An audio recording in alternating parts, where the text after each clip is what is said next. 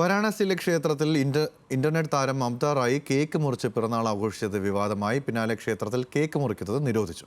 വിഗ്രഹത്തിന് മുന്നിൽ കേക്ക് മുറിച്ച് ദൈവത്തിന് സമർപ്പിക്കുകയായിരുന്നു മമത റായി.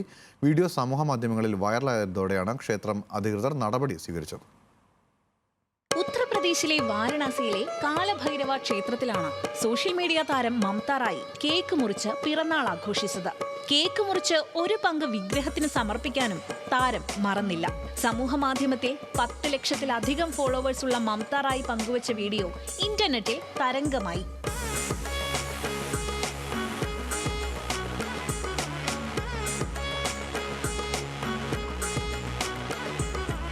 പിന്നാലെ കാലഭൈരവ ക്ഷേത്ര അധികൃതർ ക്ഷേത്രത്തിൽ കേക്ക് മുറിക്കുന്നതിനും ദൈവത്തിന് വഴിപാടായി നൽകുന്നതിനും വിലക്കേർപ്പെടുത്തി. ക്ഷേത്രത്തിൽ കേക്ക് മുറിച്ച മമത റായിക്കെതിരെ വലിയ വിമർശനമാണ് മതനേതാക്കളും ഒരു വിഭാഗം വിശ്വാസികളും ഉയർത്തുന്നത്.